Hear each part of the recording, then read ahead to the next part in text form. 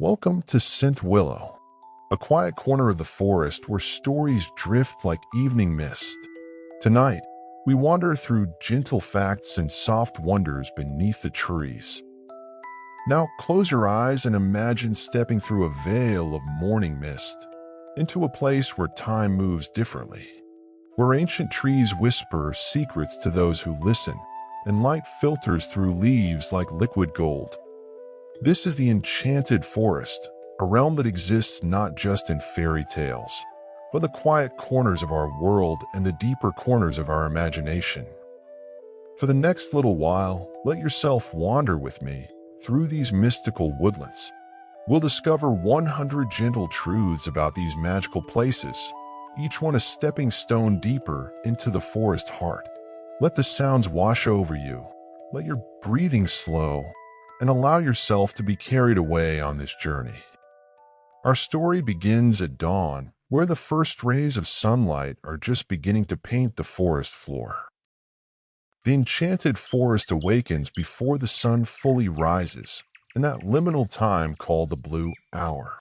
In folklore across cultures, this threshold between night and day is considered the most magical time in the forest. The Celts called it between times, when the boundary between our world and the realm of fairy grows gossamer thin. If you were to stand in an ancient woodland during these precious moments, you might feel it too.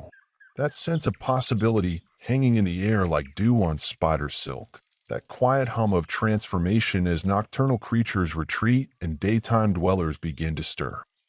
As you walk deeper into the forest, you might notice how sound behaves differently here.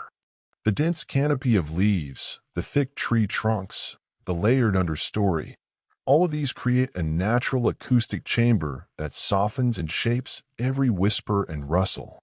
Scientists have discovered that old-growth forests can reduce noise pollution by up to 75%, creating what some call cathedral silence.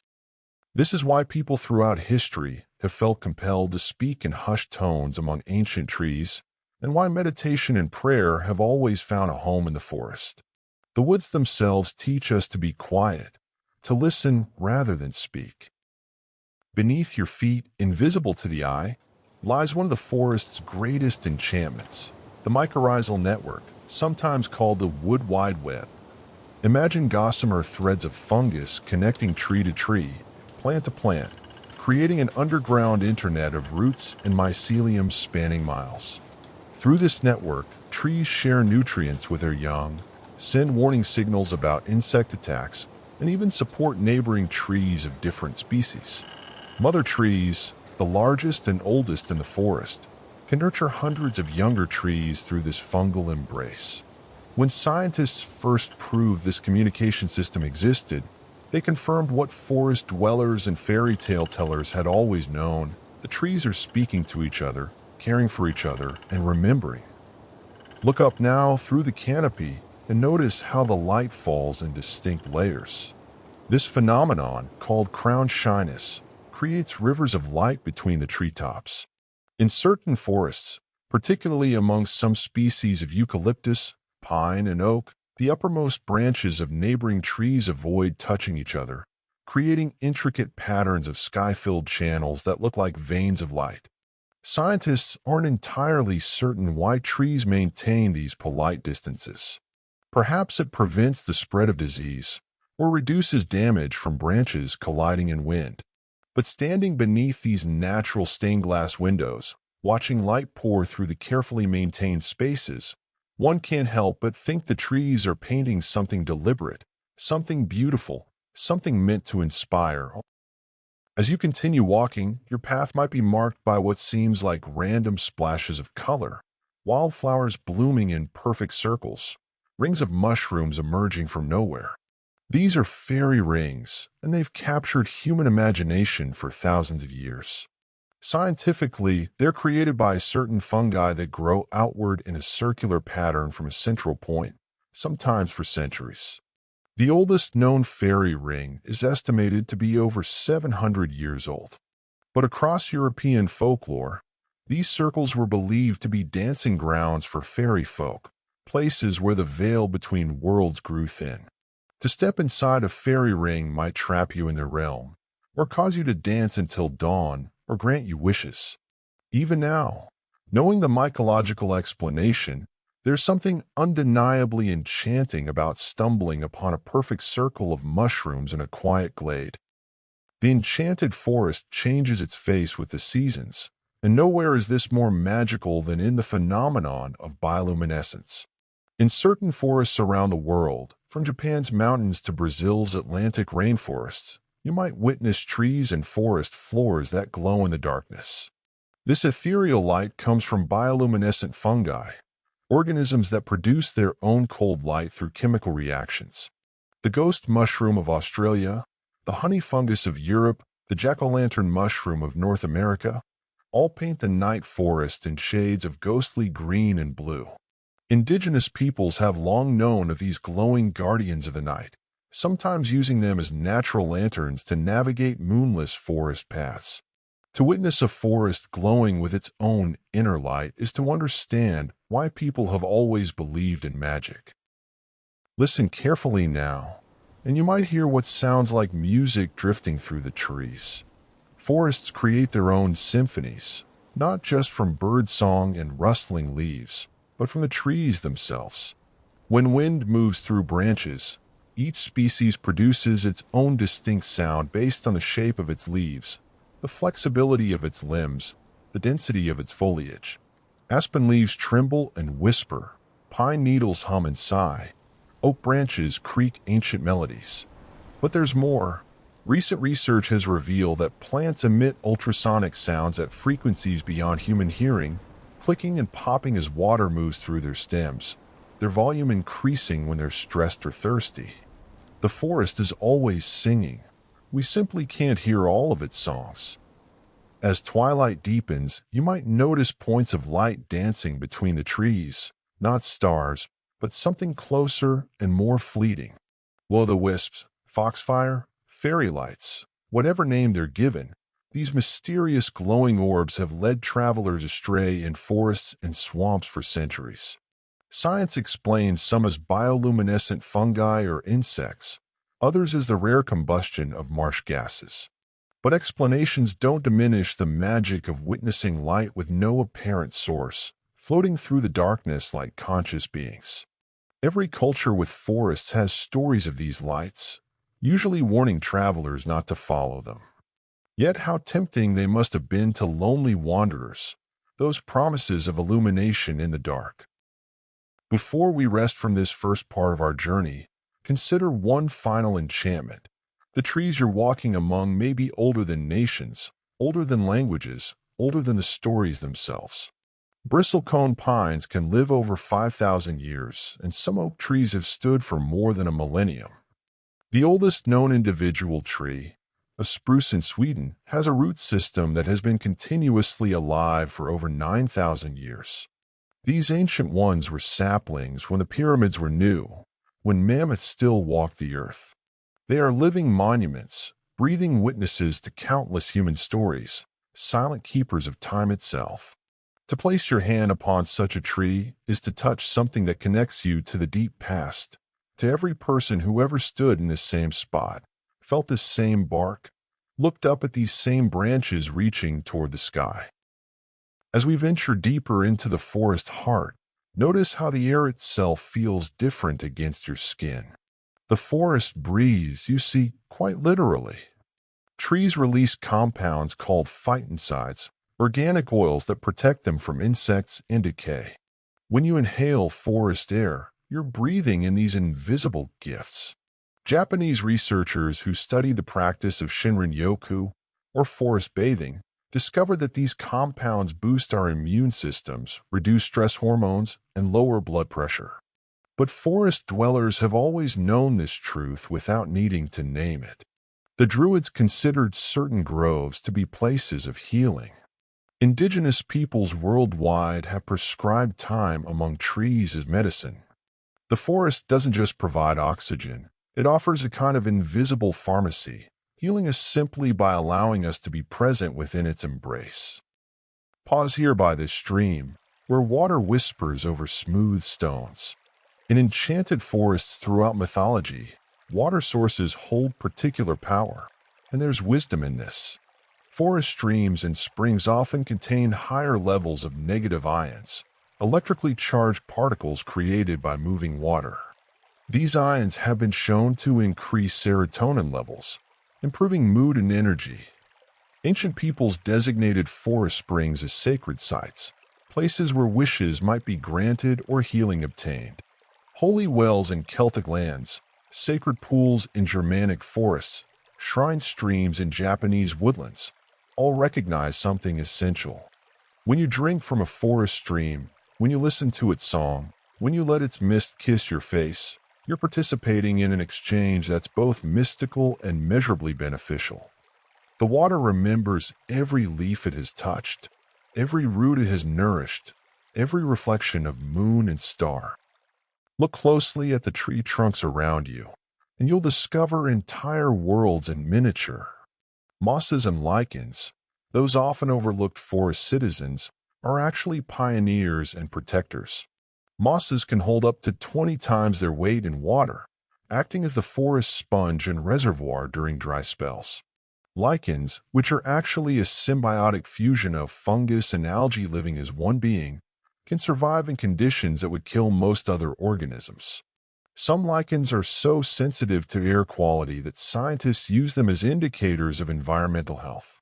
In Scandinavian folklore, certain mosses were said to glow with captured moonlight, guiding lost travelers home. Whether or not they glow, these small beings do illuminate something important. Even the tiniest inhabitants of the Enchanted Forest have roles to play in the great story of the woods.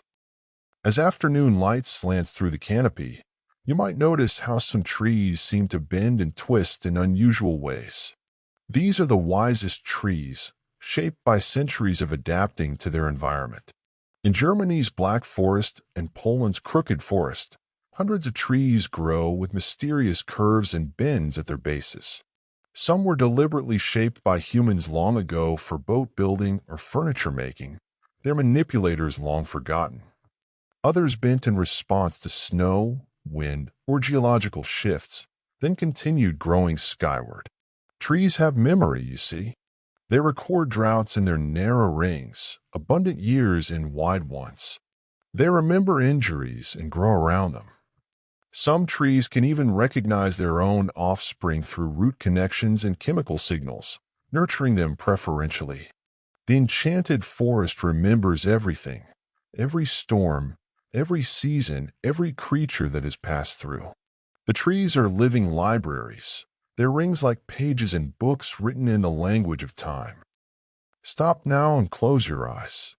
Notice how the temperature drops as evening approaches, how sounds become sharper in the cooling air. This is when the forest's nocturnal enchantments begin to stir. Owls, those ancient symbols of wisdom and magic, are emerging for their hunt. With specialized feathers that silence their flight, they move through the forest like ghosts. Their asymmetrically placed ears allow them to pinpoint prey with astonishing accuracy, even in complete darkness. Across cultures, owls have been messengers between worlds, harbingers of death in some traditions, symbols of wisdom in others, companions to goddesses and shamans. In reality, they're no less magical. Birds that can turn their heads 270 degrees, that can see in light levels 100 times lower than humans can, that have served as the forest's nighttime guardians for millions of years. When you hear an owl's call echoing through the darkening woods, you're hearing a sound that has meant night and mystery to every human who has ever walked beneath trees. As darkness settles more deeply, bioluminescence isn't the only light show the forest offers.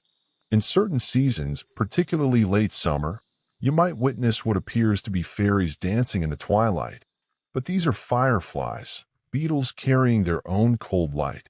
Fireflies use bioluminescence to find mates, each species flashing in its own distinct pattern, a Morse code of desire lighting up the forest understory. In synchronous firefly species, found in places like the Great Smoky Mountains and forests of Southeast Asia, thousands of fireflies will flash in perfect unison, turning entire hillsides into pulsing waves of light. Scientists still don't fully understand how they coordinate this symphony. Watching them, it's easy to see why people believed in fairy lanterns and will-o-wisps. The forest doesn't need our myths to be magical. It creates its own living light, its own aerial ballet, its own reasons for wonder. Deeper still, where moonlight barely penetrates the canopy, you might encounter the forest's most misunderstood residents, fungi in their stranger forms. The bleeding tooth fungus oozes red liquid like something from a fairy tale warning. The dead man's fingers push up from the soil in clusters of pale, eerie digits. The bird's nest fungus holds tiny eggs that splash out when raindrops hit them just right, spreading spores with elegant physics. Fungi are neither plant nor animal, but something other, something ancient. They've been on Earth for over 1 billion years, long before trees existed. They can break down almost anything, from wood to plastic to toxic waste. They can grow to cover acres as a single organism. The largest living organism on Earth is actually a honey fungus in Oregon, spanning over 2,000 acres. In fairy tales, mushrooms mark portals and transformations. In reality, they're doing something equally magical. They're the forest's alchemists, turning death into life, endings into beginnings. As our second journey through the forest draws to a close, settle here in this small clearing where moonlight pools on the forest floor. Notice how some trees seem to glow silver in the lunar light. This is the magic hour, when the Enchanted Forest reveals one of its most beautiful secrets. Certain flowers and pale bark trees seem to emit their own gentle luminescence under moonlight. This isn't true bioluminescence, but rather incredible reflectivity. White and pale flowers like evening primrose, moonflower, and night-blooming jasmine have evolved to reflect ultraviolet light, appearing to glow for the moths and bats that pollinate them. Birch trees with their pale bark seem to capture and hold moonlight, standing like sentries of silver among darker wood. Our ancestors noticed this and considered these trees sacred, doorways between worlds. Science and magic agree. The forest at night is not dark but full of subtle lights, a place where seeing requires not just eyes but patience, presence, and a willingness to let the woods work their transformation upon us. As we move through the moon-dappled forest, you might notice how your sense of direction begins to shift and waver. This isn't imagination. The Enchanted Forest has a way of bewildering even experienced travelers. Studies have shown that without landmarks or the sun to guide us, humans walking through dense forest will naturally curve to one side, eventually walking in circles. We have a slight asymmetry in our stride, a barely perceptible difference in leg length or strength that becomes magnified when we can't orient ourselves. This is why fairy tales are full of travelers lost in woods, wandering the same paths repeatedly as if under a spell. The Germans have a word for this, Waldensankeit, the feeling of solitude and contemplation in the woods, but also a subtle disorientation. The forest doesn't trap us deliberately, but it does encourage us to slow down, to stop rushing toward destinations, to simply be present in the eternal now of rustling leaves and shifting shadows. Ahead, you notice a tree unlike the others, a tree with a hollow at its base, dark and inviting as a doorway. Hollow trees have always held special significance in enchanted forests. In European folklore, they were portals to fairy realms. In Slavic tales, forest spirits made their homes in hollow oaks. These beliefs have roots in observable truth. Hollow trees are among the most biodiverse habitats in the forest. A single hollow can house bats, owls, squirrels, insects, spiders, and countless microorganisms, each playing their role in the woodland ecosystem.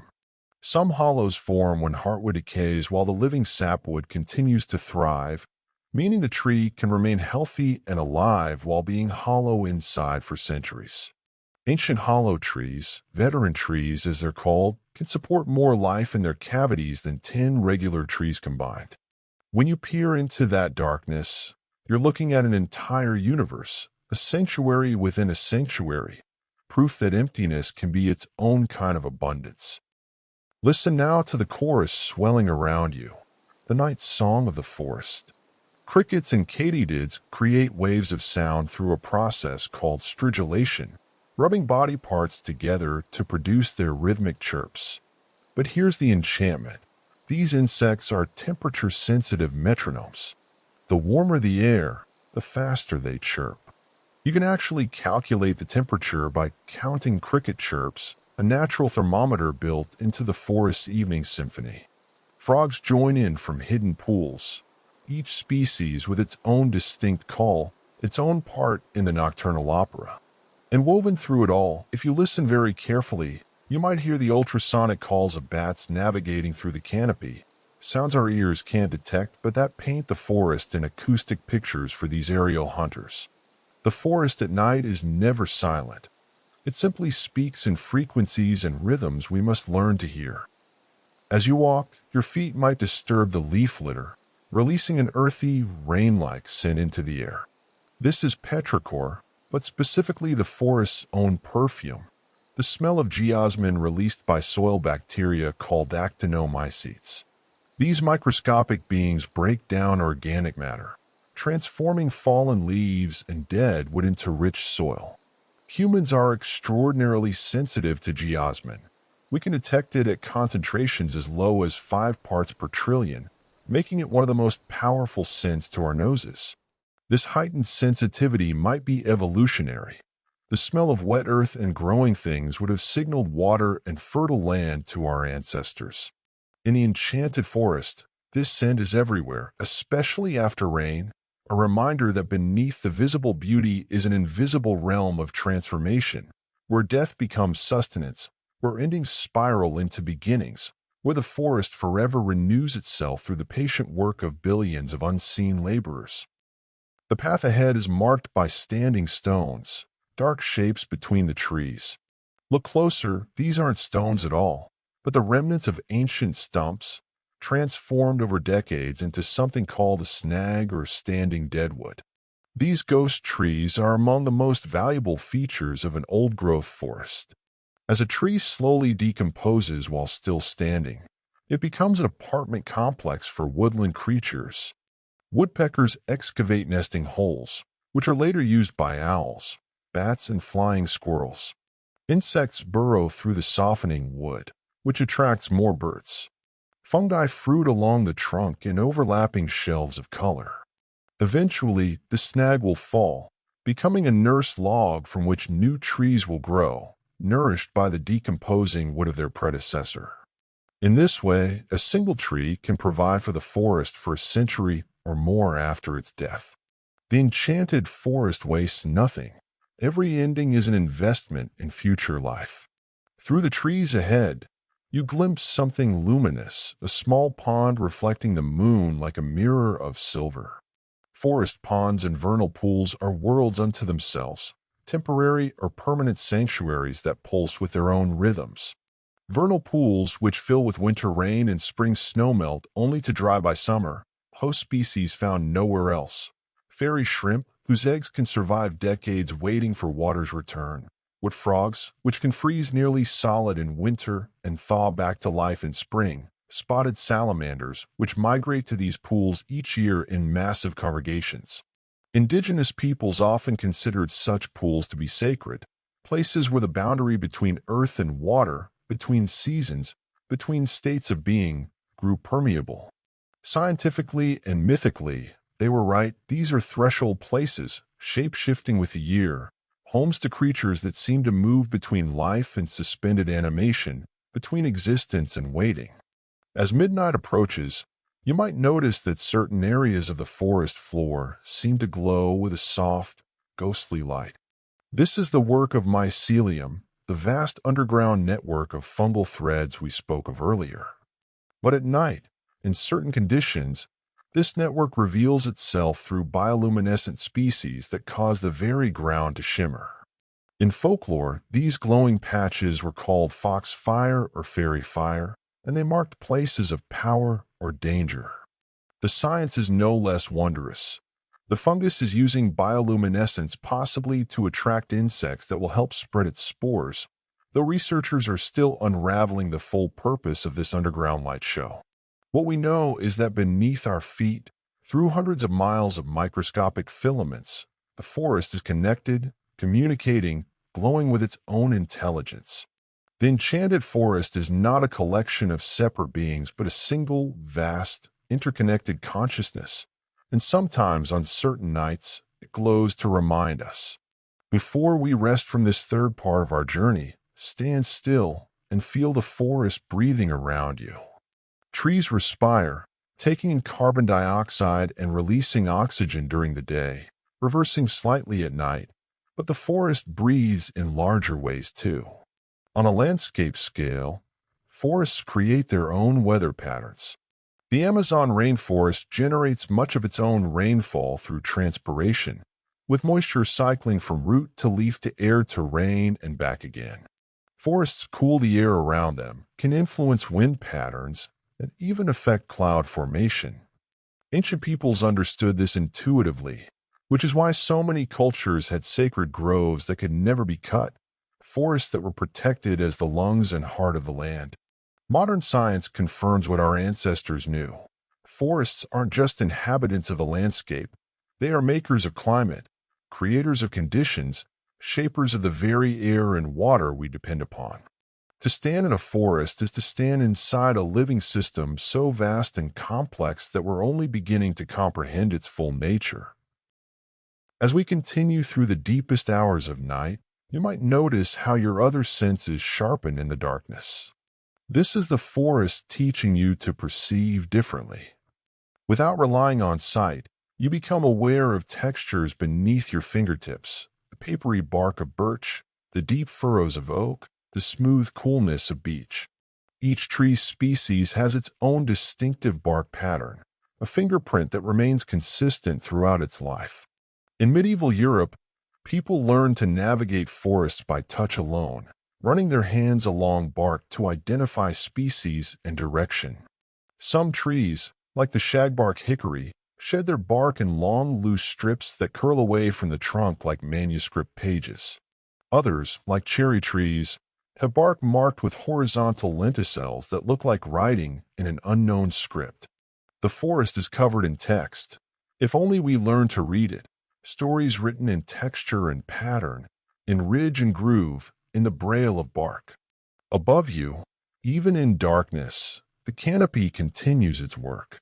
Forest canopies are among Earth's most biodiverse habitats, sometimes called the last biotic frontier, because so much of canopy life remains unexplored. Up there, hundreds of feet above the forest floor, entire ecosystems exist that never touch the ground. Canopy soils accumulate in the crooks of branches, supporting ferns, orchids, and even small trees.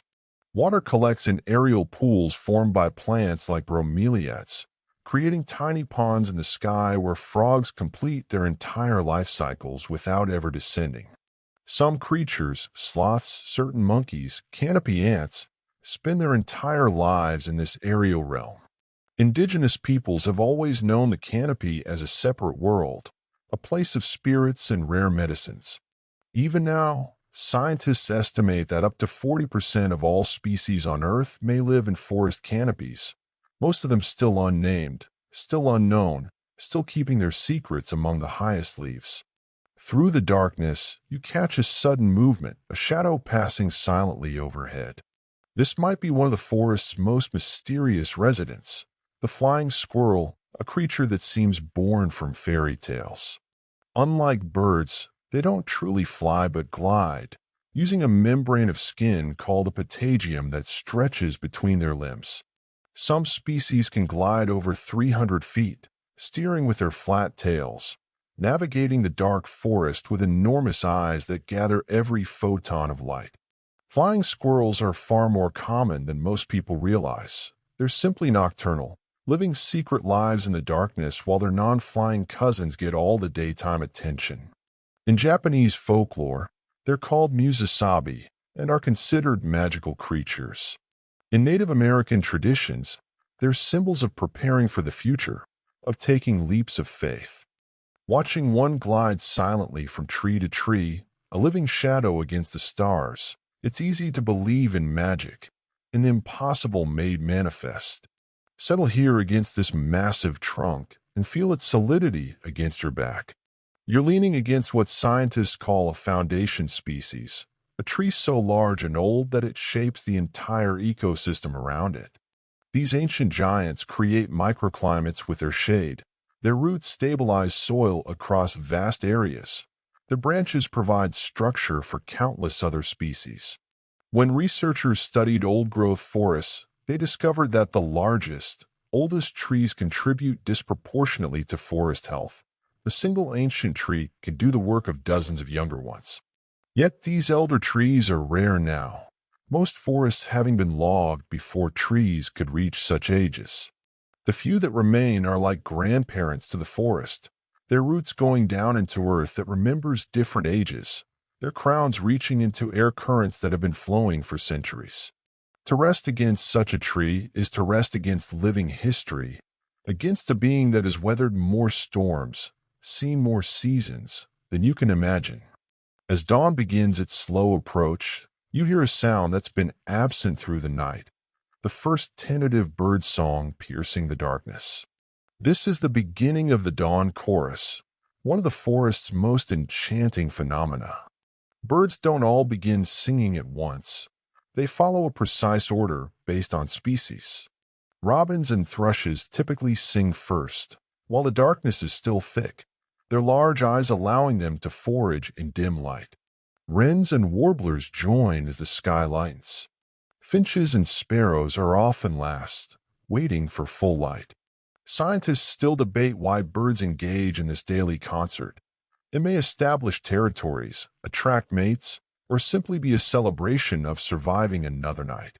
But standing in a forest as the chorus builds, as dozens of species layer their voices into an ascending symphony of sound, you understand why every culture with forests has myths about the first bird, the first song, the moment when silence was broken and the world began to sing. Look down now at the forest floor emerging in a growing light, and notice how it seems to move in places, shifting and breathing. This is the work of earthworms, engineers of the soil who have been shaping forests for millions of years. A single acre of healthy forest soil can contain over 1 million earthworms, consuming fallen leaves and wood, passing them through their bodies, and depositing nutrient-rich castings that enrich the earth. Charles Darwin spent decades studying earthworms and concluded they had plowed more of England than all the farmers combined. But earthworms do more than till soil. They create channels that allow water and air to penetrate deep into the earth, reaching tree roots far below. In Enchanted Forest lore, earthworms were sometimes called earth dragons, tiny serpents that brought life to the soil. The truth is no less magical. These humble creatures are alchemists, transforming dead matter into the very substance of life, keeping the forest fertile, keeping it alive. As the sun's first rays break through the canopy, they illuminate something extraordinary. Spider webs by the thousands, each one beaded with dew, transforming the forest into a cathedral of silver geometry. Spiders are among the forest's most accomplished architects, and their silk is one of nature's engineering marvels. Weight for weight, spider silk is stronger than steel and more elastic than rubber. A strand thick as a pencil could theoretically stop a jumbo jet in flight. Orb weavers create new webs each night, consuming the old one to recycle its proteins, then spending hours spinning a replacement, a mandala made fresh each day. In morning light, these webs become visible as vast networks connecting tree to tree, bush to bush, creating invisible boundaries that map the forest's three-dimensional space. Indigenous Australian peoples speak of the spider as a creator figure who wove the world itself. Watching these webs emerge from darkness into light, each one a masterpiece of engineering and artistry, you can understand why. The forest now begins to reveal its morning face, and with it, one of its sweetest offerings, the scent of flowers opening to greet the day. Forest flowers follow their own schedules. each species opening at specific times to match the activity patterns of their pollinators. Morning glory and jasmine open at dawn. Honeysuckle waits for twilight. 4 o'clocks, true to their name, open in late afternoon. This temporal orchestration is called anthesis, and it creates a rhythm to the forest day, a succession of scents and colors, each one a signal, an invitation, a conversation between plant and pollinator that has been refined over millions of years. Some flowers produce heat to volatilize their scents. Others change color after pollination to guide bees toward unpollinated blooms. The enchanted forest doesn't just live in space, but in time, each hour bringing its own cast of characters, its own acts in the eternal play of pollination, growth, and renewal. As full morning arrives, pause here in the shaft of golden light. Feel the warmth on your face, the forest awakening around you. We're halfway through our journey now, with so many more secrets still waiting to be discovered. As morning light strengthens, you notice patterns on the bark before you, intricate trails and galleries etched into the wood surface. These are the signatures of bark beetles, tiny sculptors who create art as they live and reproduce beneath the bark. Each species creates its own distinctive pattern. Some make parallel lines, others branch like river deltas, still others create elaborate mazes. These galleries tell stories of eggs laid in precise rows, of larvae tunneling outward as they grow, of emergence holes where adults left to begin the cycle anew.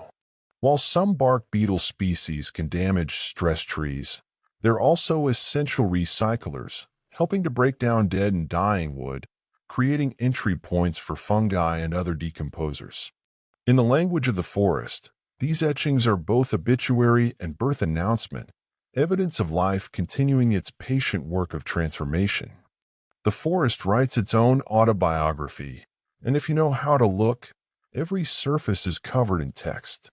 Listen to the rustling in the understory, that layer of vegetation between the forest floor and the canopy. This middle realm is where many of the forest dramas unfold. Here, young trees wait patiently for their chance at sunlight, sometimes remaining in a state of suppressed growth for decades until a gap opens in the canopy above. Foresters call these advanced regeneration, trees that can spring upward in a matter of years once light reaches them, even after waiting in shadow for a century. The understory is also home to shade-loving shrubs, ferns that unfurl like question marks, and wildflowers that bloom in spring before the canopy fully leaves out. This is the forest's middle earth, a realm of patient waiting and sudden opportunity, where timing is everything and light is the currency of survival. To walk through the understory is to move through a crowd of hopeful beings, each one waiting for its moment to rise. Ahead, you notice a tree with a peculiar growth, a large, rounded mass of twigs and branches forming what looks like a giant nest in its crown. This is a witch's broom, and despite its ominous name, it's simply the tree's response to stress, perhaps from a fungal infection, a mite infestation, or a genetic mutation. The tree responds by producing a dense cluster of growth, creating these distinctive formations that have captured human imagination for centuries. In European folklore, witches were said to rest on these brooms during their night flights. In reality, witches' brooms often become valuable habitats, their dense tangle of branches providing shelter and nesting sites for birds and small mammals. Some mutations that cause witches' brooms have even led to valuable dwarf varieties of garden plants. The forest turns its afflictions into architecture, its problems into possibility. Even what seems like disease or disorder becomes, in time, another form of abundance. Your path now follows an ancient trail, worn by countless feet over countless years. Forest paths are more than convenient routes, they're highways of information and energy. Animals create paths through repeated use, and these paths become corridors of connection through the forest. Deer trails follow the terrain's natural contours, seeking the easiest grades. Predators learn to hunt along these corridors. Seeds get carried along these paths in fur and feathers, leading to distinct plant communities along trail edges. Humans have always followed animal paths through forests, and many modern roads began as game trails, then became footpaths, then wagon roads, then highways. Indigenous peoples maintained extensive trail networks through forests, often marking them with subtle signs. A bent tree here, a stack of stones there. These paths are the forest's circulatory system, channels through which life and information flow. Every step you take follows in footsteps layered through time, human and animal, each traveler adding their story to the path. Stop here where sunlight pools on the forest floor, creating islands of warmth and light. These gaps in the canopy are critical to forest health and diversity. When a large tree falls, whether from age, storm, or disease, it creates what ecologists call a light gap. Suddenly, sun-loving species get their chance. Wildflowers explode into bloom. Saplings race upward. Berry bushes flourish. Different species thrive in gaps of different sizes, creating a patchwork of microhabitats throughout the forest. Some trees, called pioneers or early successional species, are specifically adapted to colonize these gaps. They grow quickly, produce abundant seed, and thrive in full sun. Others, the late successional species, grow slowly in shade and eventually overtop the pioneers. This cycle of gap creation and closure drives forest renewal and maintains diversity. The Enchanted Forest is not static but constantly shifting, a mosaic of different ages and stages, death and growth woven together in patterns that play out over centuries. As you rest in this sun-warmed clearing, you might notice butterflies dancing through the light, delicate, seemingly fragile creatures that are actually among the forest's most remarkable travelers. Many butterfly species migrate thousands of miles, navigating with a precision that still amazes scientists. Monarch butterflies find their way to the same small patches of forest in Mexico year after year, even though no individual butterfly has made the journey before. Somehow, the route is encoded in their genes, a map inherited from ancestors. But butterflies do more than wander. They're essential pollinators, and they're also indicators of forest health. Because they're sensitive to changes in temperature, plant communities, and pesticide use, the presence or absence of certain butterfly species tells scientists volumes about the forest condition. In Greek myth, Psyche, the word for both soul and butterfly, was depicted with butterfly wings. Watching these creatures flit through shafts of sunlight, you understand the connection. They seem less like insects and more like visible spirits, wandering souls of the forest made manifest in color and flight.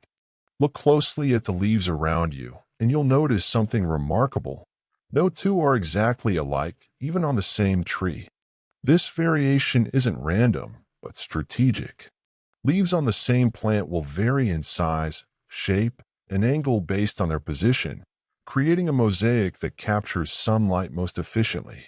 This phenomenon is called leaf mosaic or tessellation, and it's nature's solution to the problem of self-shading. Lower leaves are often larger to capture what light filters through, upper leaves smaller to avoid overheating. Sun leaves are thick and dark.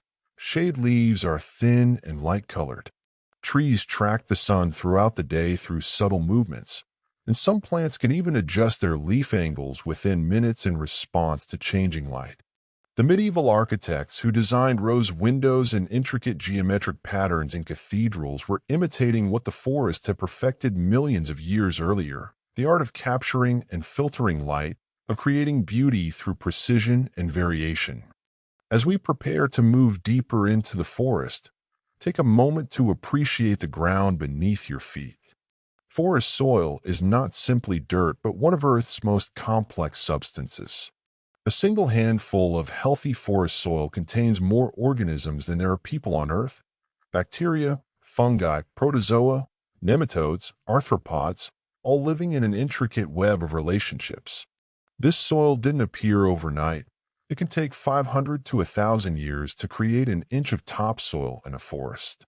Ancient forests have soil profiles that represent millennia of accumulated life and death, leaf fall and decay, root growth, and decomposition. Different forest types create different soils. Pine forests produce acidic soil that few other plants tolerate. Deciduous forests create rich, dark earth.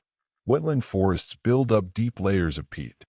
Indigenous peoples could read the forest by its soil, knowing what would grow where, what the land could offer. The Enchanted Forest stands on a foundation of transformed time, of death alchemized into the very substance that sustains life. Breathe in the rich, earthy scent around you. Feel the life beneath your feet, above your head, surrounding you in every direction. We've journeyed to the halfway point, and still the forest has so much more to teach us. As you venture further, you might notice trees growing in unusual formations, a line of trees marching across the landscape, or several trunks emerging from a single root system. These are clonal colonies, trees that are technically all part of the same organism. Aspens are famous for this. What appears to be a grove of separate trees is often a single individual connected underground, sharing one root system. The largest known organism on Earth is an aspen colony in Utah called Pando, which covers over 100 acres and weighs approximately 6 million kilograms.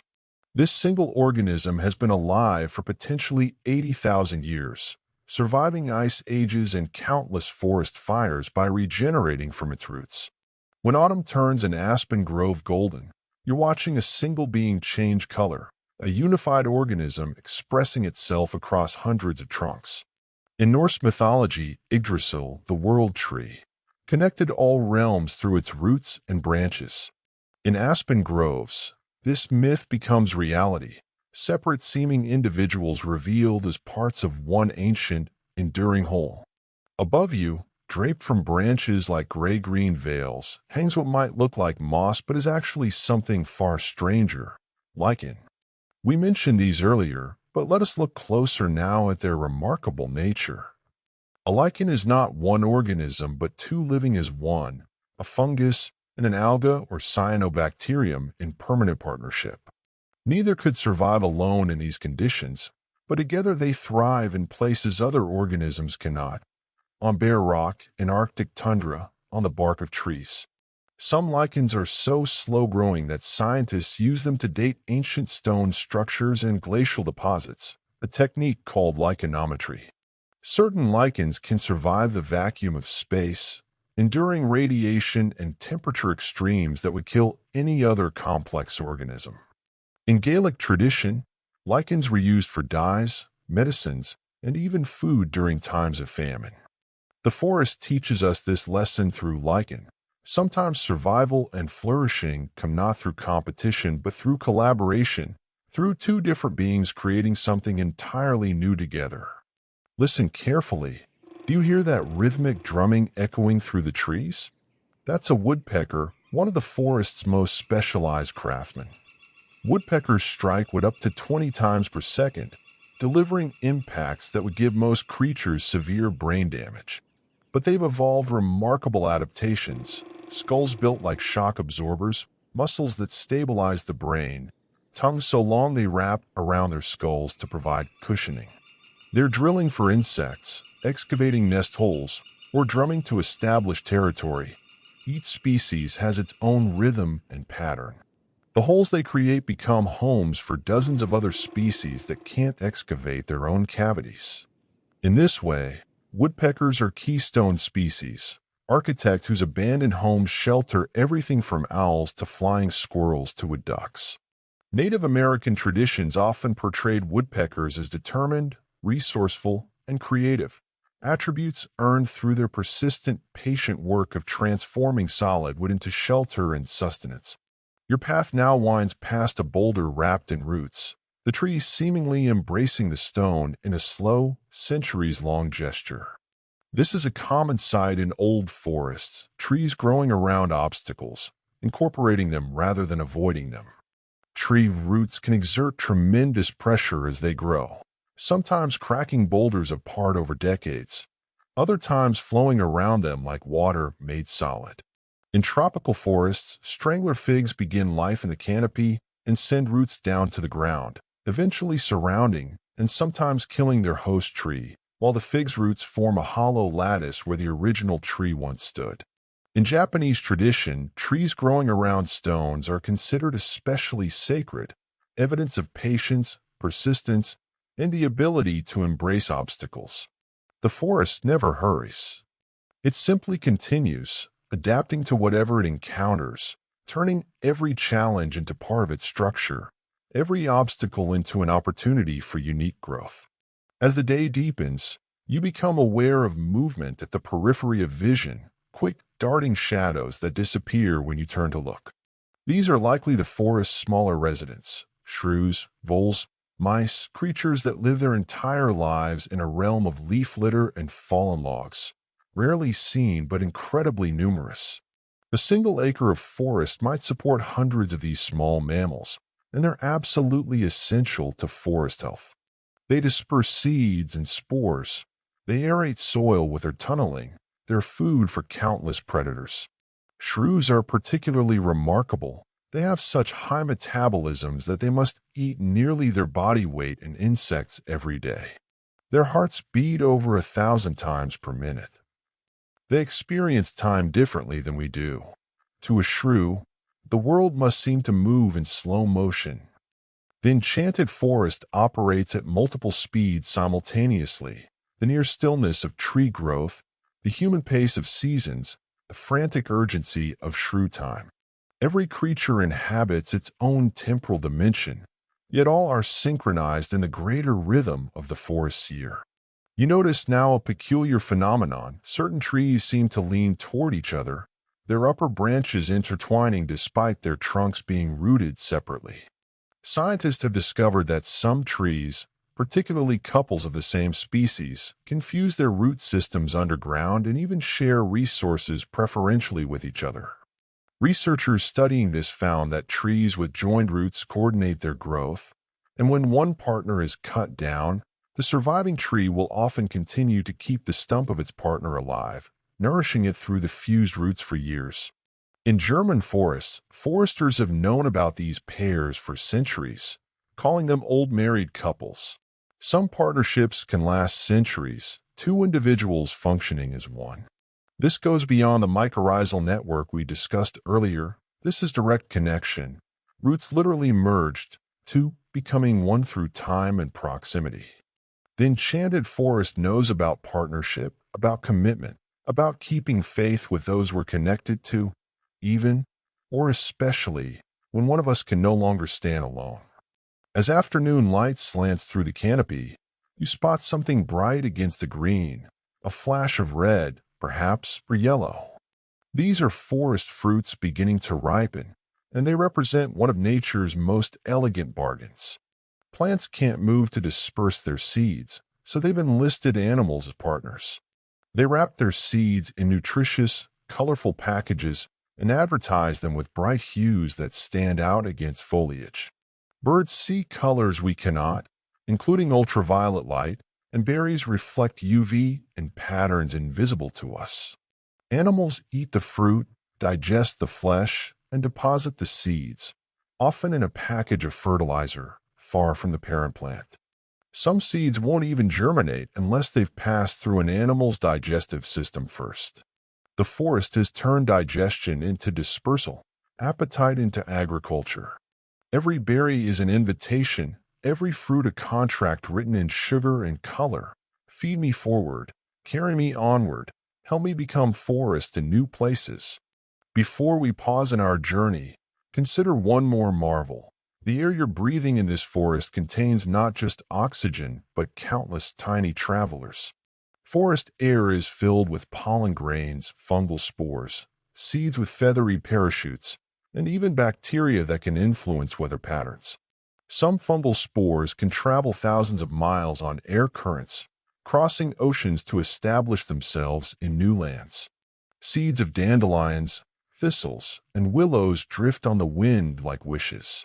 Even forest scents, those phytoncides we mentioned earlier, are complex chemical messages floating through the air, warnings and invitations written in volatile compounds. The forest is in constant communication through the air itself, sending messages and colonists and chemical signals. You're breathing this complexity, inhaling the forest conversation, becoming part of the dialogue simply by being present. The boundary between you and the forest dissolves with every breath. The forest is entering you as you move through it, a continuous exchange that makes any distinction between observer and observed begin to fade. Now rest here for a moment. Feel how the forest has entered you, how you become part of its patterns. The afternoon is settling in around us, and there are still more wonders waiting as we continue our journey through these enchanted woods. As we continue deeper into the afternoon forest, you might notice areas where the undergrowth seems particularly lush, where ferns grow taller and greener than elsewhere. Often, these fertile patches mark the locations of ancient nurse logs, fallen trees that have decomposed so completely they've returned entirely to soil, leaving only their legacy of enrichment. A large tree could take a century or more to fully decompose, and during that time it serves as nursery, habitat, and nutrient reservoir. Seedlings sprout along its length, their roots eventually reaching down past the log to the mineral soil below. By the time the log is fully decayed, a line of mature trees may mark where it once lay, a ghost made visible through the lives it nurtured. In Pacific Northwest forests, researchers found that nearly all large trees began their lives on nurse logs. The forest is built on the bodies of its ancestors, each generation literally standing on the transformed substance of those who came before. Death is never an ending here, only a transformation, a passing of the torch written in wood and root and patient time. Stop and place your hand against this tree trunk. Can you feel it? The tree is moving water upward against gravity, from roots deep in the earth to leaves high in the canopy, sometimes over 300 feet up. This movement happens through capillary action and transpiration pull, creating tensions in the water column greater than 10 atmospheres. It's one of the most remarkable feats in nature, and it happens in silence, invisibly, continuously. Trees are living fountains, moving hundreds of gallons of water from soil to sky every day. A single large oak can transpire over 40,000 gallons in a year. This water doesn't just disappear. It becomes humidity, forms clouds, eventually falls as rain. Trees are water pumps, but they're also water distributors, climate regulators, rainmakers. In ancient traditions, sacred groves were often protected because people understood that cutting the trees would cause springs to dry up and rains to fail. Modern science confirms what traditional wisdom always knew. Forests don't just live in the water cycle. They are the water cycle, active participants in the circulation of life's most essential element. As you walk, you might notice that certain trees seem to have a presence, an energy that draws your attention. There's actually a scientific basis for this feeling. Trees generate weak electrical currents and magnetic fields through the movement of water and nutrients in their tissues. Some researchers have found that trees show measurable electrical responses to their environment. Changes in current when they're touched, when clouds pass over, when nearby trees are cut. These electrical signals may even be part of how trees sense and respond to their world. In traditions around the globe, certain trees are considered sacred or powerful. The oak in Celtic tradition, the ash in Norse mythology, the cedar in Pacific Northwest cultures. These trees were often chosen for their impressive size and longevity, but perhaps sensitive individuals also perceived something else. The electrical and magnetic signatures of these ancient beings, a form of presence that registered below conscious awareness but was felt nonetheless. Look up into the branches and notice how they divide and subdivide, each split creating a Y or V that repeats at smaller and smaller scales. This pattern, called fractal branching, allows trees to pack the maximum amount of leaf surface into the available space. The same pattern appears in river deltas, in lightning bolts, in our lungs and blood vessels. It's nature's solution to the problem of distributing resources efficiently. Trees follow mathematical rules in their growth, with branch angles often conforming to the Fibonacci sequence and other mathematical constants. Leonardo da Vinci noticed that the combined cross-sectional area of all branches at any height equals the cross-sectional area of the trunk below. The tree maintains hydraulic equivalence as it divides. Medieval scholars saw God's geometry in trees. Modern scientists see nature's mathematics. Both are observing the same truth.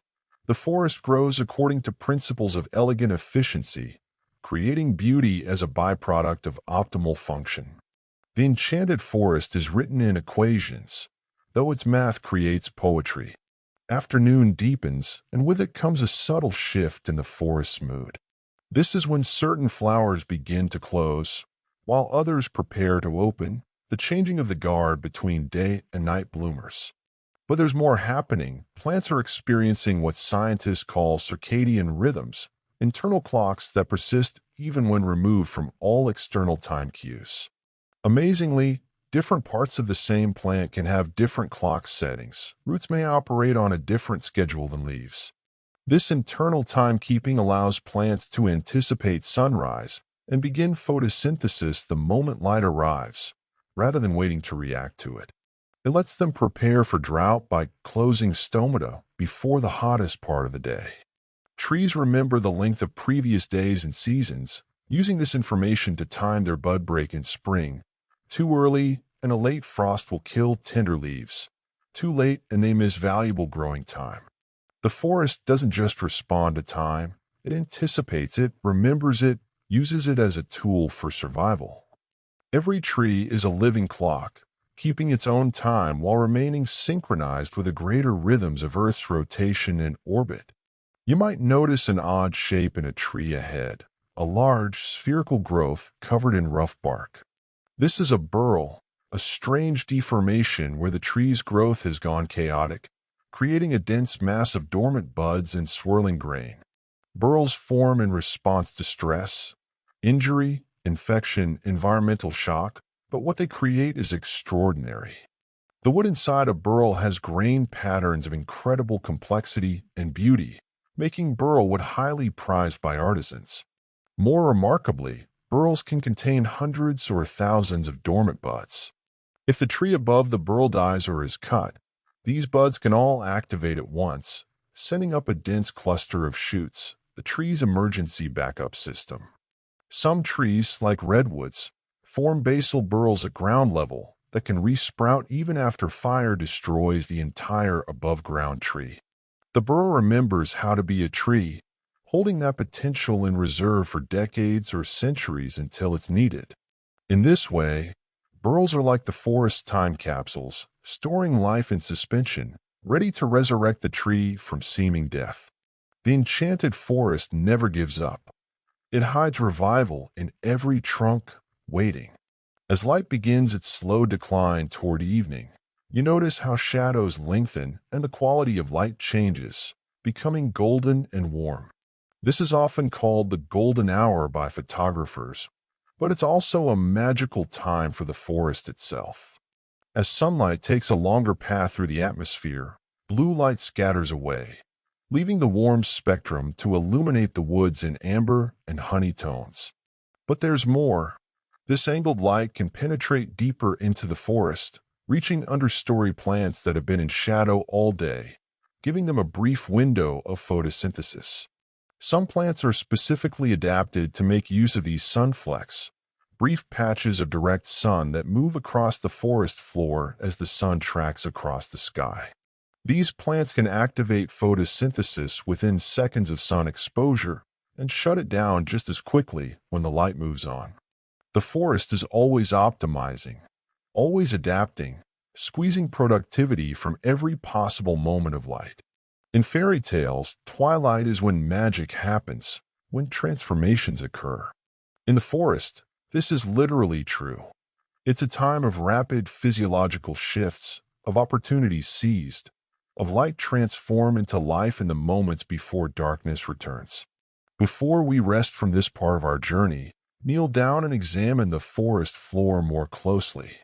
Among the fallen leaves and pine needles, you'll find entire miniature forests, mosses growing in landscapes of tiny trees and hills. But look closer still, and you might notice something moving. These are springtails, primitive insects so small that dozens could fit on your fingernail. They're called springtails because they have a forked appendage on their abdomen that snaps down, launching them into the air like tiny acrobats. A single square meter of forest floor can contain 100,000 springtails, all working to break down organic matter, all essential to the process of decay and renewal. Along with mites, tiny beetles, and countless other microarthropods, they form the hidden machinery of decomposition. Without them, the forest would drown in its own dead leaves and fallen wood. These creatures are so numerous that their combined mass can exceed that of all the large animals in the forest. The Enchanted Forest isn't just the trees we see, but the invisible multitudes beneath our feet, billions of tiny beings whose patient work makes everything else possible.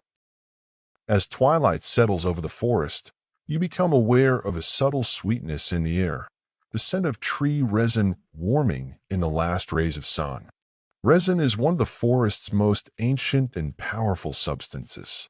It's the tree's immune system made liquid, flowing to seal wounds, trap invading insects, and prevent infection. Amber, that golden gemstone prized for millennia, is simply fossilized tree resin, sometimes containing perfectly preserved insects from forests that existed 100 million years ago. Many trees produce aromatic resins: pine, fir, frankincense, myrrh, substances that have been burned as incense in sacred ceremonies across cultures for thousands of years. There's wisdom in this. Modern research shows that the compounds in tree resins have antimicrobial, anti-inflammatory, and mood-elevating properties. When you inhale the scent of pine resin or burning frankincense, you're experiencing medicine, perfume, and sacred offering all at once. The forest offers its healing not just through shade and oxygen, but through these precious, aromatic substances that flow like liquid light through the wood. Listen now to a sound you might not have noticed before, a faint rustling overhead as the wind moves through different types of leaves. Each tree species creates its own sound signature. The reason lies in leaf shape and flexibility. Aspen leaves are nearly round with flattened stems that allow them to twist and flutter in the slightest breeze, creating their characteristic shimmer and whisper. Oak leaves are stiff and lobed, producing a deeper rustle. Pine needles create a sighing sound like ocean waves. Willows whisper softly, bamboo clacks and rattles, palms rattle more harshly. Some indigenous peoples could identify trees in complete darkness simply by their sound in the wind. This sonic diversity means that the forest's wind music changes with the seasons. As deciduous trees leaf out in spring, the forest's voice deepens and becomes more complex. In autumn, as leaves dry and stiffen, the sound becomes crisper, sharper. The Enchanted Forest is an orchestra where every instrument is alive, where the wind is the conductor, and where each season brings a new arrangement of the eternal symphony. As the light fades, you notice a peculiar glow emanating from a decaying log, not the ghostly green of bioluminescent fungi we spoke of earlier, but something different. This is foxfire in another form, caused by different species of luminescent wood decay fungi. But there's another phenomenon at work on some nights.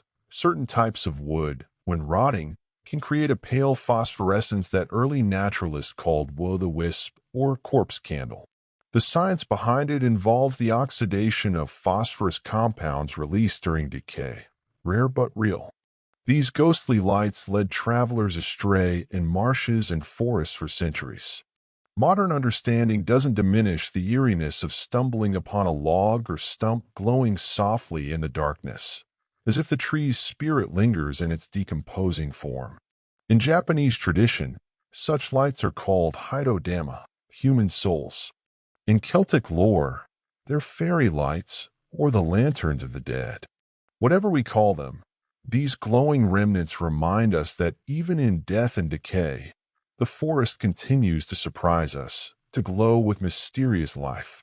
Full darkness has nearly arrived, and with it comes one of the forest's most remarkable transitions, the shift in who owns the forest floor. As diurnal creatures settle for the night, the nocturnal world awakens. But there's an in-between moment, a changing of the guard, when both day and night creatures are briefly active together.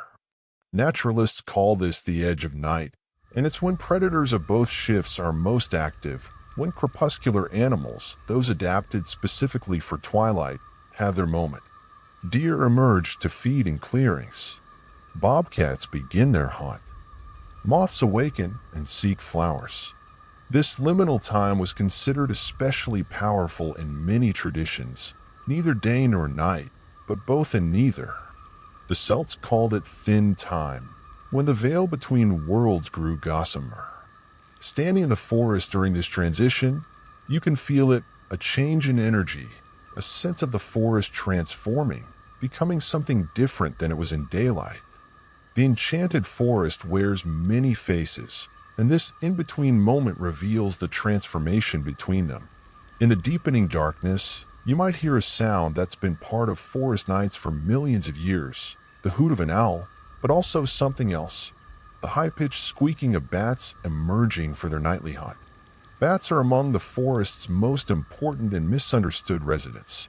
A single bat can consume thousands of insects in a night, including mosquitoes, moths, and beetles that would otherwise devastate forest plants. They navigate through echolocation, emitting ultrasonic calls and listening for echoes, effectively seeing with sound.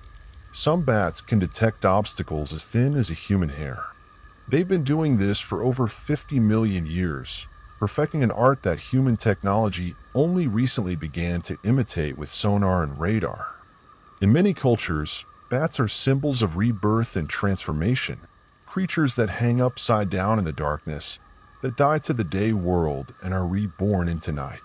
The forest at night belongs partly to these aerial mammals, these miniature dragons of the darkness, whose silent flight and invisible voices keep the insect populations in balance and the night safe for other creatures. As you sit in darkness, your eyes slowly adjusting, you notice how even the forest floor seems to have its own subtle illumination, not bioluminescence, but the way your night vision gradually reveals shapes and textures. Human eyes can adapt to see in light levels a million times dimmer than bright daylight, and in the process, the forest transforms. Colors fade to silver and shadow, but you begin to perceive depth and movement you missed before. Many nocturnal animals have tapetum lucidum, a reflective layer behind a retina that amplifies available light. This is what causes eye shine when you catch animals in a flashlight beam. But even without this adaptation, your own eyes are performing remarkable feats. The rod cells in your retina, responsible for night vision, are so sensitive that they can detect a single photon of light. In deep darkness, you're operating at nearly the theoretical limit of vision, seeing by starlight and the faint glow of the Milky Way filtered through leaves. The Enchanted Forest teaches patience. Wait long enough in darkness, and the invisible becomes visible. The hidden reveals itself. From somewhere in the darkness comes a sound like wind through reeds, but more rhythmic, more intentional. This might be the song of a nightjar or the territorial call of a tree frog, creatures whose voices define the forest night. But focus on the frogs for a moment. These amphibians are among the forest's most sensitive indicators of environmental health. Their permeable skin makes them vulnerable to pollution and climate change, acting as early warning systems for ecosystem problems. Many forest frog species have disappeared in recent decades, victims of habitat loss, disease, and changing conditions. Yet in healthy forests, their choruses can be deafening, sound levels reaching 90 decibels, as loud as a lawn mower. Each species calls at a different frequency to avoid competing, creating a complex acoustic tapestry. In many indigenous traditions, frogs are associated with rain and transformation. They bridge water and land, undergo complete metamorphosis from tadpole to adult, and call the rain with their voices. The Enchanted Forest needs its frogs. These small amphibians whose presence or absence tells us whether the forest itself is healthy or struggling. As we prepare to move into the deepest part of night, consider one final marvel of the evening forest, the way sounds travel differently in darkness. With lower temperatures and increased humidity, sound waves move differently than in daylight. Calls seem to carry farther, echo more clearly. This is partly why so many creatures are vocal at night. Their calls travel better, reaching farther into the forest. But there's also less competing sound, no rustling of day-active creatures, no wind through sun-warmed leaves.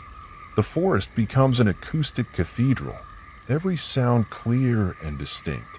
Researchers have found that forests absorb sound pollution differently at night, creating zones of near-perfect quiet that are increasingly rare on Earth.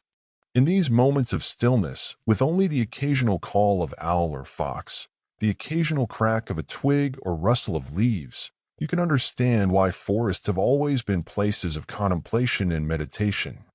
The Enchanted Forest at night is not just visually transformed but acoustically different, a place where sound becomes prayer, where silence becomes presence, where listening becomes a form of seeing. In the depths of night, the forest floor becomes a highway for creatures you rarely see by day. Among the most industrious are the wood ants, species that build massive mound nests from pine needles and forest debris. These mounds can be 6 feet tall, house hundreds of thousands of individuals, and persist for decades. Inside, the ants maintain precise temperature and humidity levels through their architecture. The mound acts as a giant lung, drawing in fresh air and expelling stale air through convection. Wood ants are actually beneficial to the forest. They prey on caterpillars and other insects that might otherwise defoliate trees. They aerate soil, they disperse seeds, and their mounds become habitats for specialized beetles, spiders, and other arthropods. In Scandinavian folklore, ant mounds were considered entrances to the realm of elves, places where the boundary between worlds grew thin. Perhaps this intuition recognized something true. These mounds are indeed doorways to another world, the vast, intricate, highly organized world of social insects, whose collective intelligence rivals our own in complexity. As you move through the darkness, you might notice that some trees seem to exude coolness while others radiate retained warmth. This isn't imagination. Different trees have different thermal properties based on their bark thickness, wood density, and color. Light bark trees like birch stay cooler by reflecting sunlight, while dark bark trees like black cherry absorb heat. This matters for the creatures that depend on them. In winter, the south side of dark bark trees can be significantly warmer than surrounding air, creating thermal refuges for insects and other small creatures. Some butterflies overwinter in bark crevices, relying on this stored warmth for survival. Trees also transpire less at night, meaning humidity increases around them, creating microclimates that could differ by several degrees from the surrounding air. Every tree is its own weather system, creating unique conditions in its immediate vicinity. The Enchanted Forest is not uniform but mosaic of microclimates, each tree a different world for the creatures adapted to its particular combination of temperature, humidity, light, and shelter. Stop here and press your ear against a tree trunk.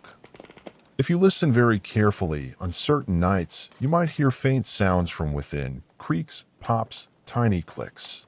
Some of these are the sounds of wood fibers adjusting to temperature and humidity changes, but others might be the sounds of beetles and their larvae tunneling through the wood, or the activity of carpenter ants excavating their galleries. Trees are rarely silent, even when they appear still. Recent research using ultrasonic microphones has revealed that trees make sound inaudible to human ears. Ultrasonic emissions caused by cavitation bubbles forming and collapsing in the water columns during drought stress. The thirstier a tree, the more it clicks in frequencies we cannot hear. Scientists are learning to diagnose tree stress by listening to these ultrasonic communications. The forest is always speaking, always broadcasting its needs and states, but most of its language exists in frequencies beyond our perception. What we call silence is actually just our inability to hear the full conversation happening all around us. In the distance, you might catch a glimpse of eyes reflecting your light, bright green, amber, or red depending on the animal.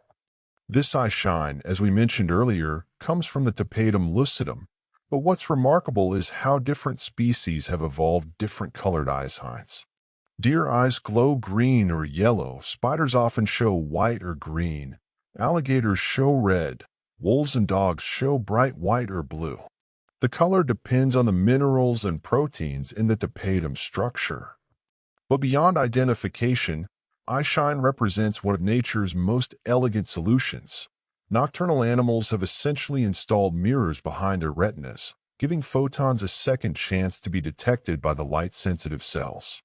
This adaptation can increase visual sensitivity by up to 50% in low light. For centuries, people feared glowing eyes in the forest, seeing them as supernatural threats.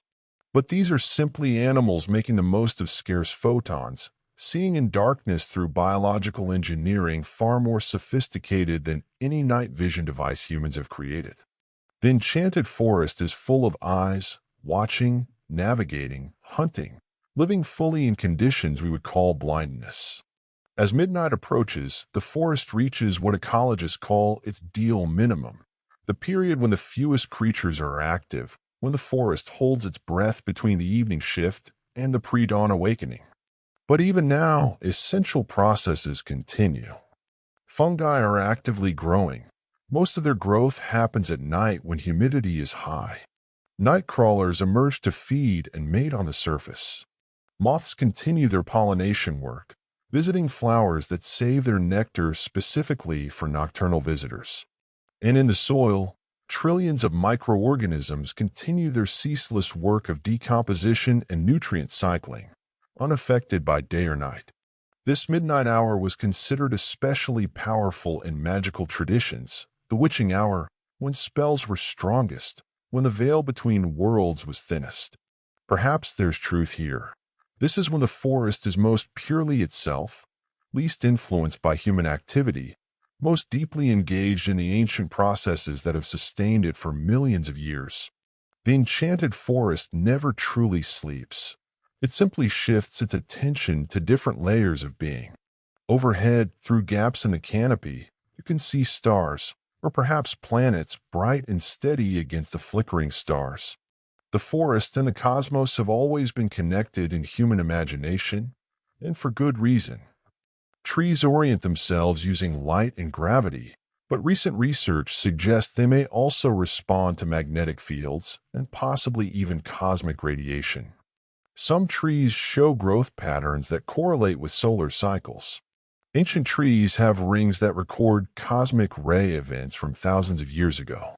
The forest is not separate from the universe but connected to it, responsive to forces from far beyond Earth's atmosphere. Many cultures have myths of cosmic trees. Yggdrasil in Norse tradition, the world tree in various shamanic practices, trees that connect Earth to sky to underworld. Perhaps these myths recognize a truth. Trees are mediators between Earth and sky, drawing water from below and carbon from above, existing in both realms simultaneously. Standing in the forest at night, looking up through branches at stars, you can feel this connection. You're standing at the interface between planet and cosmos, in a place that belongs to both Earth and infinity. As you sit in the darkness, you become aware of your own breathing synchronized with the quiet rhythms around you. This synchronization is real. Studies have shown that spending time in forests can synchronize heart rate variability with natural rhythms, can entrain brain waves to more relaxed states, can even synchronize breathing patterns with the subtle movements of air through the forest. The Japanese practice of Shinrin-yoku forest bathing is based partly on this phenomenon. The forest doesn't just relax us through beauty or fresh air, but through actual physiological entrainment to its rhythms. Your nervous system recognizes the forest as safe as home. The stress response system's quiet. The parasympathetic nervous system, rest and digest, activates. This is why humans have always sought forests for meditation, prayer, and healing. We're not just visiting the forest. We're allowing ourselves to be tuned by it, adjusted, brought into harmony with rhythms older and slower and more fundamental than the frantic pace of modern life. The Enchanted Forest works its magic not through spells but through resonance, bringing our too fast hearts back into rhythm with the patient heartbeat of the earth. Before we emerge from this deepest part of night, consider one more mystery: the way the forest smells different at midnight than at any other time. The scents are more concentrated, more complex. This is partly humidity. Moisture holds scent molecules near the ground. But it's also because different processes dominate at night. Anaerobic bacteria become more active in wet soils, producing distinctive earthy, mushroomy smells. Night-blooming flowers release their perfumes. Some trees emit different volatile compounds after dark. The forest reveals different aspects of itself to different senses at different times. It's not one place but many, depending on when and how you experience it. In aromatherapy and traditional medicine, different plants were gathered at different times for different properties. The same plant harvested at noon versus midnight was considered to have different qualities. Modern chemistry is beginning to validate this. Many plants do produce different compounds at different times of day. The Enchanted Forest keeps a schedule, its chemistry shifting with circadian rhythms as precise as any clock, offering different gifts, different medicines, different truths depending on when you arrive to receive them. As the deepest part of night begins to yield, you might sense a change before you see it, a subtle shift in the forest's energy as pre-dawn approaches. This is when some of the forest's most elusive creatures are most active. Foxes return to their dens after a night of hunting. Raccoons make final foraging rounds. Deer move through the darkness with confidence born of perfect night vision. But there's something else happening too. Trees are preparing for dawn. Even before the first light appears, photosynthetic processes begin to activate, proteins moving into position, enzymes preparing for the moment when photons arrive. Trees don't wait for sunrise. They anticipate it. Their circadian clocks precise enough to prepare 15 to 30 minutes in advance. This pre-dawn preparation gives them a crucial advantage, allowing photosynthesis to begin at maximum efficiency the moment light arrives. The forest knows what's coming before it happens, operating on rhythms so ancient and reliable that internal clocks have evolved to predict the future based on the patterns of millions of years. The Enchanted Forest doesn't just exist in the present. It remembers the past and prepares for the future in every moment. In this darkest hour, if you're very lucky, you might witness one of the forest's most mysterious phenomena, ball lightning or similar electrical anomalies that sometimes occur in forests, especially near bodies of water or in areas with certain mineral compositions. These rare events, glowing spheres of light that drift through the trees, lasting seconds to minutes, have been reported for centuries but remain poorly understood by science. Some may be electrical discharges, others might be bioluminescent phenomena we haven't fully categorized. Indigenous peoples often interpreted these lights as spirits or ancestors visiting from other realms. In Irish tradition, they were called fairy lights or corpse candles. Whether these lights are purely physical phenomena or something we haven't yet explained, they represent the forest at its most mysterious, reminding us that even with all our scientific understanding, there are still experiences here that defy easy explanation, still moments when the forest reveals itself as truly strange, truly other, truly enchanted in ways we're only beginning to comprehend. As you wait for dawn, consider the layer of the forest you've been walking on all night. The duff, that spongy layer of partially decomposed organic matter. This isn't just dead material, it's one of the most biologically active zones in the entire forest. The duff layer can be several inches to several feet thick in old forests, representing decades or centuries of accumulated leaves, needles, twigs, and other organic debris. Within this layer, decomposition proceeds at different rates at different depths, creating a gradient from fresh material at the top to nearly pure humus at the bottom. This layering creates distinct microhabitats. Some organisms prefer the upper, airier layers. Others thrive in the denser, more decomposed depths. The duff acts as a sponge, absorbing rainfall and releasing it slowly, preventing erosion and maintaining stream flow during dry periods. It's a seed bank, a water reservoir, a thermal insulator, and a nursery all at once.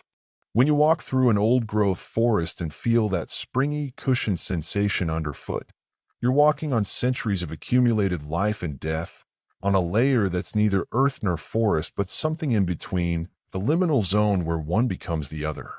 The first hint of dawn arrives not as light but as sound, the earliest birds beginning their songs while stars still shine. But something else is happening too. The forest is releasing its night breath. As temperatures begin to rise with approaching dawn, the forest exhales moisture it's accumulated overnight. You can sometimes see this as mist rising from the forest floor, wisps of vapor climbing through the trees. This process, called evapotranspiration when coming from living plants, is part of the water cycle we discussed earlier. But at dawn, there's also moisture evaporating from the duff, from fungal fruiting bodies, from the surfaces of leaves and bark that have collected dew. In some forests, particularly tropical ones, this morning mist is so reliable that entire ecosystems depend on it. Epiphytic plants gather moisture from the mist. Animals drink from wet leaves. The forest is a water factory, taking it from soil and releasing it to air, creating its own weather, its own rain, its own rivers flowing upward rather than down. To witness dawn mist rising through the trees is to see the invisible made visible, to watch the forest breathing. As the sky begins to lighten, you notice something extraordinary. The colors return slowly, not all at once. This is because your eyes are transitioning from rod-based night vision to cone-based color vision, but it's also because different wavelengths of light penetrate the atmosphere at different angles. Blue light arrives first. This is why the sky lightens to blue-gray before the sun appears. Then comes green, then yellow, then the warmer tones. The forest reveals itself in layers, different colors emerging at different moments. This gradual awakening was marked in many cultures as sacred time, the moment of transformation between darkness and light, between moon and sun, between the world of dreams and the world of action. To watch the forest emerge from darkness is to witness continuous creation, the world being painted into existence stroke by stroke, color by color. Every dawn is the first dawn. Every sunrise brings the forest into being again. The Enchanted Forest doesn't persist through night and today. It's recreated each morning, renewed, reborn, offered again as gift. As light strengthens, you notice patterns on the forest floor that weren't visible in darkness. The way dew collects in specific patterns, following lines of spider silk, outlining the edges of leaves, beating on moss in intricate designs. Dew formation isn't random but follows precise physical rules. It condenses on surfaces that radiate heat fastest, losing warmth to the night sky. Spider webs, being thin and exposed, collect dew readily, which is why they become suddenly visible at dawn, transformed from invisible snares to jeweled artworks. But dew serves crucial functions. In some forests, particularly those with dry summers, dew provides essential moisture to plants, fungi, and animals. Some plants can absorb water directly through their leaves from dew. Insects drink from dewdrops. As the sun rises, this moisture will evaporate, returning to the air. But for these morning hours, the forest is adorned with liquid diamonds, every surface jeweled with water. The enchantment is visible, tangible. You can touch it, taste it, watch it sparkle. The forest wears its magic openly at dawn, offering proof that wonder is real. The sun's first direct rays penetrate the canopy, and where they touch, the forest begins to glow. This is more than reflected light. It's chlorophyll fluorescence, a phenomenon where chlorophyll molecules absorb blue and red light but emit some energy back as red and far-red light invisible to our eyes but detectable by scientific instruments. If we could see in infrared, the forest at sunrise would appear to be glowing, every leaf emitting light as photosynthesis ramps up. This fluorescence is actually used by scientists to measure plant health and stress. Healthy plants fluoresce differently than stressed ones. But even without instruments, you can sense this energy transition, the forest shifting from rest to activity, from stillness to motion, from waiting to working. Every leaf becomes a tiny solar panel, every tree a power station. The forest at dawn isn't just waking up. It's turning on, activating, beginning the daily miracle of transforming light into life. The true magic of the enchanted forest isn't supernatural. It's this, the ability to catch sunlight and make it into wood and leaf and seed and fruit, to turn star energy into living matter. As our journey through these 100 facts draws to a close, stand here in the growing light and understand this final truth. Everything we've explored, every creature, every process, every mysterious phenomenon, is connected in ways that make the forest a single living entity. The trees share resources through fungal networks. The insects pollinate the flowers that feed the birds that spread the seeds that become new trees. The decomposers break down the dead to feed the living. The water cycles from root to leaf to cloud to rain and back to root. Even you standing here are part of this web, breathing oxygen the trees produced, exhaling carbon dioxide they need, carrying seeds on your clothes, affecting what you observe simply by observing it. The enchanted forest isn't a place you visit. It's a community you join, however briefly. Every breath connects you to it. Every step affects it. The magic isn't something separate from the science. The magic is that it all works, that billions of individual lives somehow coordinate into coherent ecosystems, that death feeds life feeds death in an eternal cycle, that consciousness arose from this complexity and now can reflect on it, can wonder at it, can feel. You are the forest become aware of itself. And that perhaps is the deepest enchantment of all, that we are not separate from this magic but part of it, expressions of it, proof that the universe can know itself through the medium of forests and the minds that walk through them.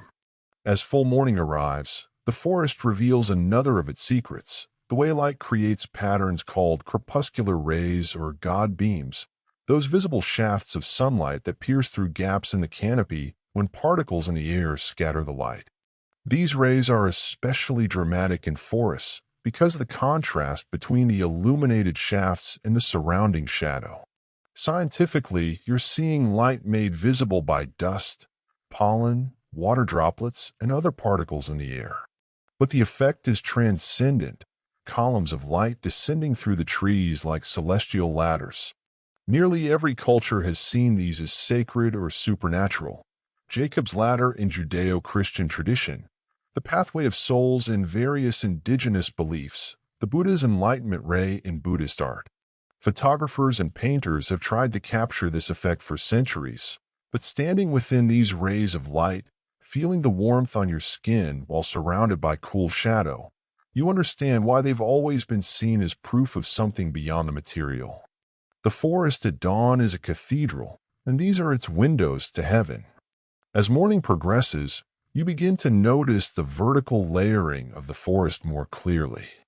Ecologists divide forests into distinct strata: the forest floor, the herb layer, the shrub layer, the understory, the canopy, and sometimes an emergent layer of the very tallest trees.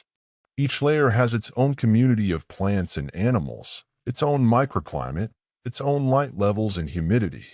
A warbler might spend its entire life in the canopy, never descending to the ground. A salamander might never climb higher than a few feet up a tree trunk. This vertical diversity is one reason forests support such incredible biodiversity. They're not flat ecosystems but three-dimensional structures, effectively creating multiple stacked habitats in the same footprint of land. In tropical rainforests, there can be 6 or 7 distinct layers, each one a different world.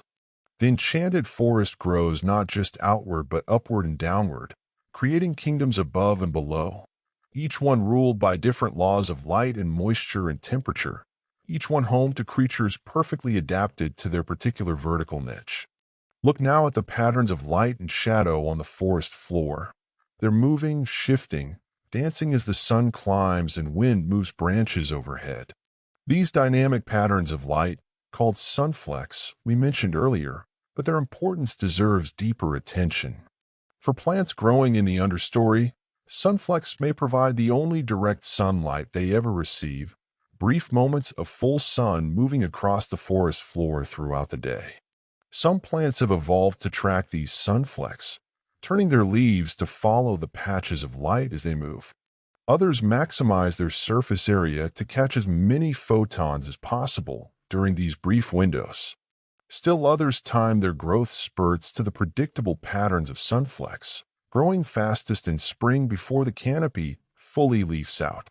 This creates a pulsing quality to forest life, a rhythm of light and shadow that governs growth, flowering, even the behavior of insects and other animals that depend on these understory plants.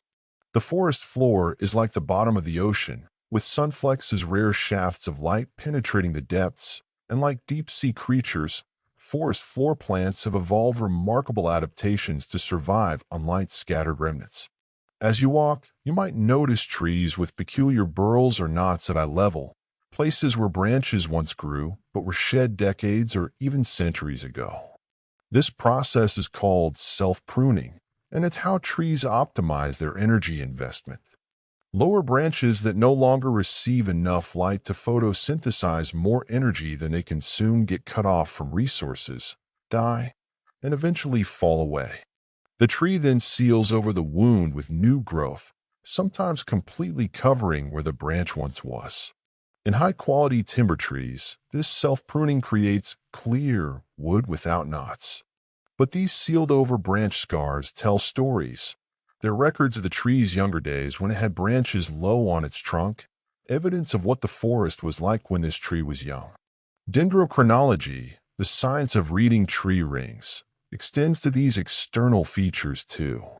A trained eye can read a tree's surface like a book, seeing in its bark and burls and scars a history of growth, injury, competition, and adaptation spanning centuries.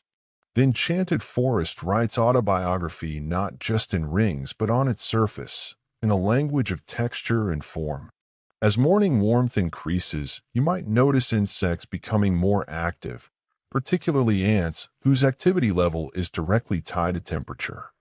Ants are among the most successful organisms in forests, with some estimates suggesting that ants and termites together comprise up to 30% of the animal biomass in tropical forests. But ants do more than just exist in large numbers. They're ecosystem engineers. Leafcutter ants farm fungus in underground gardens, harvesting leaves not to eat but to feed their fungal crops, which they then consume. Army ants move through the forest in massive raids, their columns stirring up insects that birds follow and feed upon. Carpenter ants excavate galleries in dead wood, accelerating decomposition. Some ants protect specific trees from herbivores in exchange for nectar, forming partnerships that have co-evolved for millions of years. In many indigenous Amazonian cultures, certain ant species are used in coming-of-age ceremonies. Their painful stings a test of endurance. The forest could not function without ants. These tiny beings are moving soil, dispersing seeds, preying on other insects, and connecting the forest in countless ways we're only beginning to understand. Listen to the forest now in full morning chorus, but focus on a sound you might not have noticed before, the high-pitched buzzing of hummingbirds, if you're in a forest where they live, or the drone of bees visiting flowers. These pollinators are performing one of the forest's most crucial services. While wind-pollinated trees like oaks and pines don't need animal assistance, the majority of forest flowering plants depend on pollinators. And the relationship is precise. Some flowers can only be pollinated by specific insects or birds with the right tongue length, body size, or behavior. Orchids are famous for this. Some species can only be pollinated by a single species of insect, their flower shapes perfectly matched to the pollinator's body. This coevolution can be so tight that if one species goes extinct, its partner often follows. The forest isn't just a collection of independent organisms, but a network of partnerships so intricate and specific that losing a single thread can unravel entire sections of the tapestry. Every buzzing bee, every hovering hummingbird is not just feeding itself but maintaining relationships that have existed for thousands or millions of years. As the sun climbs higher, you notice how the forest changes its face again. Shadows grow shorter and sharper, colors more vivid in the strong light. But something else is happening. The forest is adjusting to avoid heat stress. Many plants respond to high light and heat by changing their leaf angles, turning edge on to the sun to reduce exposure, a phenomenon called periheliotropism or solar tracking. Some plants, like prairie sunflowers, track the sun across the sky while young, then face east permanently once mature.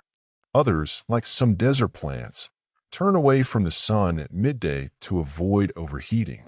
Forest trees generally can't move much, but their leaves can flutter in wind, creating a shimmering effect that reduces heat absorption. At the cellular level, chloroplasts can migrate within cells to avoid too much light, and plants can engage various mechanisms to dissipate excess light energy as heat. The forest is not passive before the sun's intensity. It's actively managing its relationship with light, balancing the need for photosynthesis with the danger of too much energy. Every leaf is a negotiation between hunger for light and fear of burning.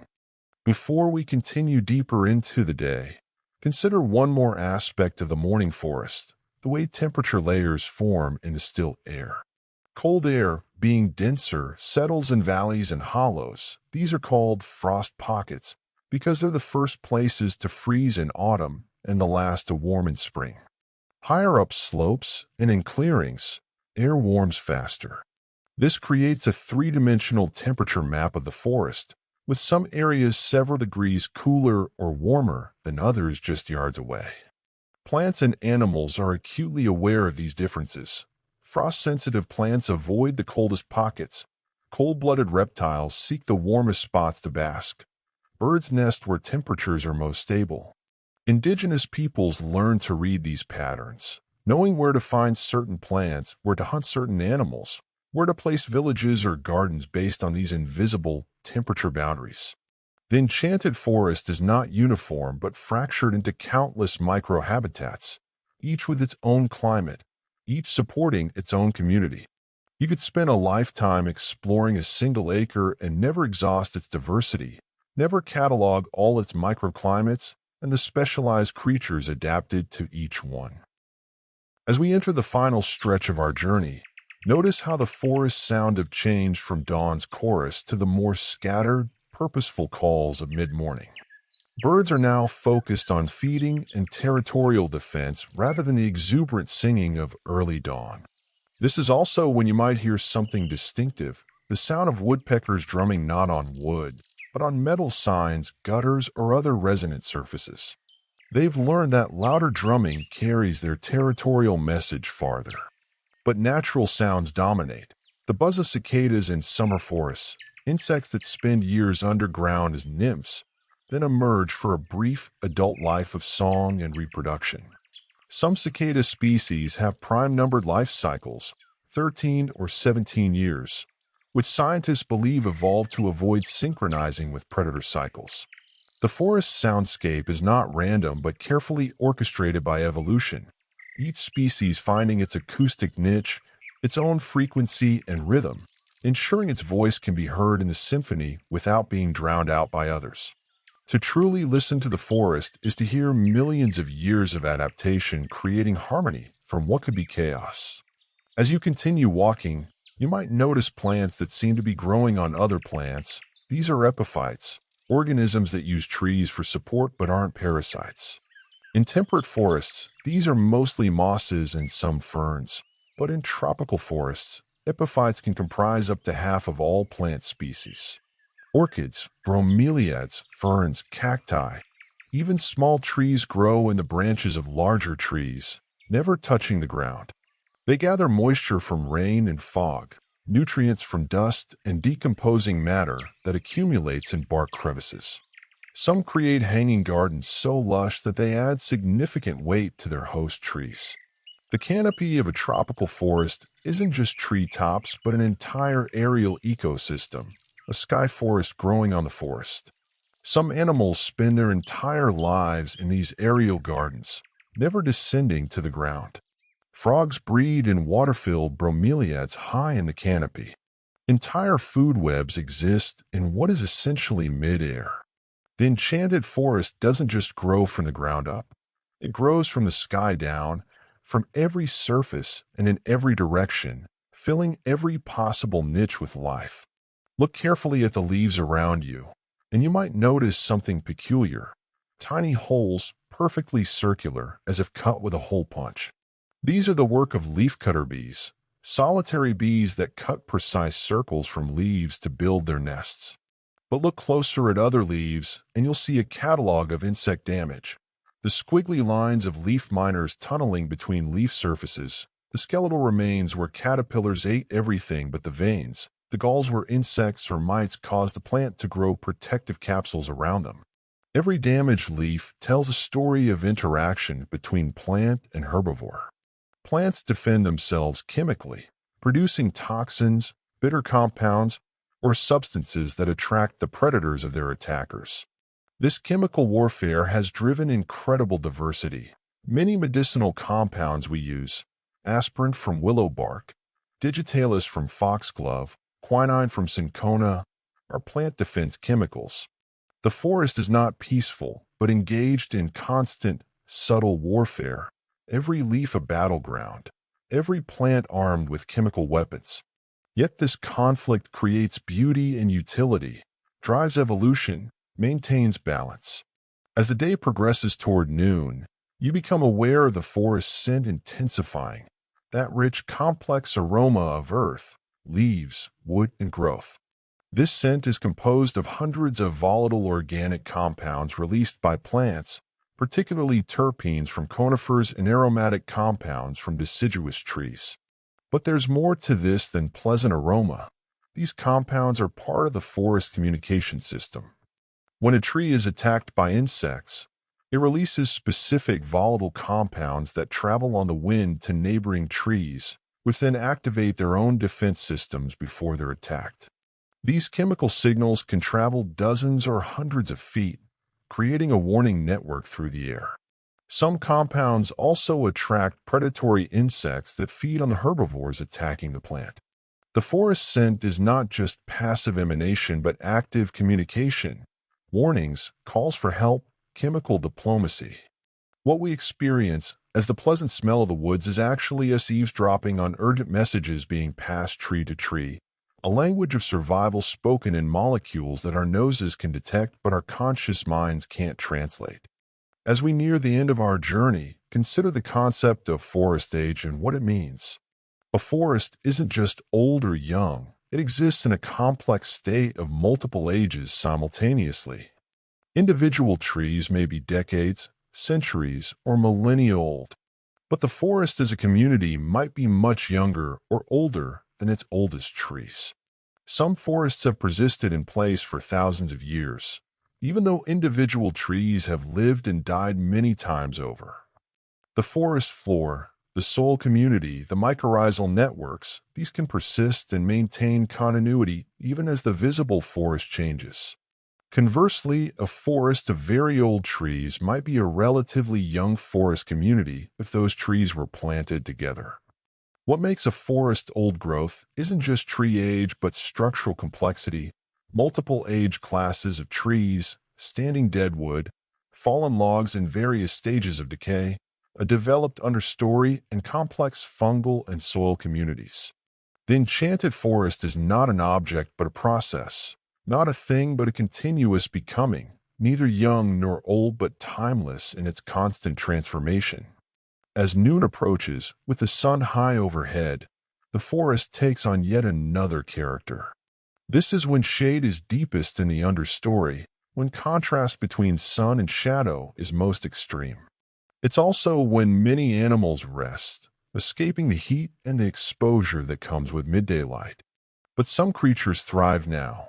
Butterflies are most active in full sun, dragonflies hunt over streams and ponds, lizards bask on warm rocks and logs. The forest has its midday specialists, just as it has dawn and dusk and midnight specialists. And something else happens at midday in some forests. They become very quiet, a stillness called the midday lull, when even bird song diminishes. This quietude is heat avoidance behavior, energy conservation during the hottest hours. But it's also when you can hear subtler sounds, the rustle of wind and leaves, the distant gurgle of water, the creak of trees swaying. The forest at noon is not sleeping but resting, gathering strength, waiting for the cool of afternoon and evening to resume full activity. There's wisdom here. Even the forest knows when to be still, when to simply endure, when to wait for better conditions before expending energy. As we prepare to complete our journey, look around and realize that what you're seeing is not the forest's final form, but a snapshot in an endless process of succession. If left undisturbed, forests progress through predictable stages.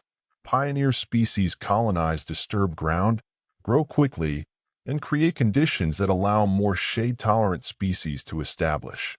Eventually, if no major disturbance occurs, the forest reaches a climax community dominated by long-lived, shade-tolerant species. But this isn't really an endpoint. Even climax forests are constantly changing through gap dynamics, through the death of individual trees and the competition to fill those gaps. And major disturbances, fire, windstorm, disease, human activity, can reset succession at any point. The enchanted forest you walk through today might have been farmland a century ago, might be dominated by different species a century from now, might burn and regrow in a decade.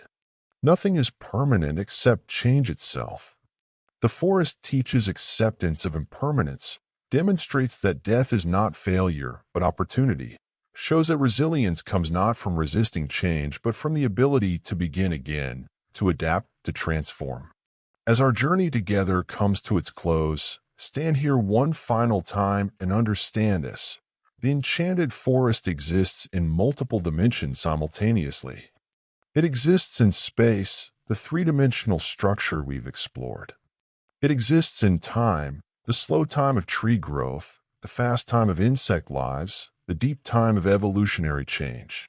It exists in the visible spectrum of light we can see and in spectrums invisible to us, ultraviolet light that bees see, infrared heat that snakes sense, ultrasonic frequencies that bats use.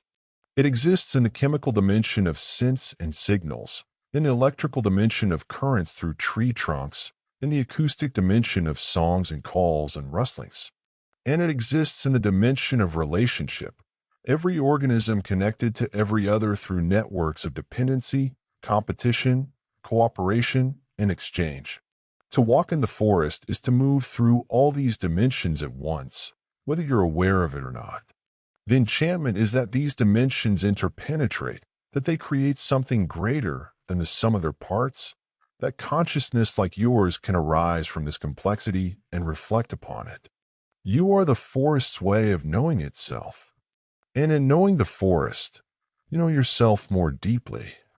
This connection is not metaphor but literal truth. You are made of elements the forest cycles. You breathe air the forest creates. You evolved in forests and carry their patterns in your genes and neurons. Welcome home. Before we part, 3 final truths. First, the forest is always in conversation. Every leaf is speaking to every other leaf through chemical signals, every tree to every other tree through root networks, every species to every other species through the intricate dance of ecosystem relationships. You cannot enter the forest without joining this conversation. You affect what you observe, carry seeds on your clothes, breathe out carbon dioxide that becomes part of a tree, breathe in oxygen that was part of a leaf. You are not an observer of the forest, but a participant in it. Fact 99, 120:45-121:30. Second, the forest is always teaching. It teaches patience. Trees measure time in decades and centuries. It teaches resilience. Forests regrow after fires, storms, clear-cuts. It teaches generosity. Trees feed their young, share resources, support even competitors through the mycorrhizal network. It teaches that death is not ending, but transformation. It teaches that strength comes from flexibility. Trees that bend survive storms that break rigid ones. It teaches that diversity is strength. Forests with many species are more resistant to disease, disaster, and change than monocultures. Everything you need to know about living well, the forest demonstrates simply by being what it is. And finally, the forest is always available. Wherever you are, whatever your circumstances, some version of forest is accessible. If not ancient woods, then a city park. If not a park, then a single tree. If not a tree, then the memory of trees, the knowledge of forests, the awareness that somewhere forests are breathing, growing, living their slow and patient lives. The enchanted forest lives in your mind as much as in any geographic location. Once you've truly seen it, truly understood it, you carry it with you always. It becomes a place you can return to in imagination, a source of calm and wonder you can access through memory and through knowing. The forest asks nothing of you except that you remember. You are not separate from nature but part of it, not a master of the earth but a participant in its story, not alone but connected to every living thing through deep time and shared chemistry, and the great web of being that holds us all. Go gently. Walk softly. Remember the forest, and let the forest remember you. And so our journey ends where all journeys in enchanted forests must end, not with a destination reached, but with an understanding deepened, not with answers, but with better questions, not with mastery, but with humility and wonder. The forest continues without us, as it has for millions of years, as it will for millions more if we are wise enough to let it. But we are changed by our time here, enlarged by what we've learned, enriched by what we've witnessed. Carry these truths with you. Return to the forest when you can. And remember, every tree is a teacher, every forest a library, every moment in the woods an opportunity to remember what we are, creatures of earth and water, sunlight and time, brief candles lit by the same fire that burns in every living cell. Thank you for walking with me through these enchanted woods. May you always find your way back home to the forest, wherever home may be.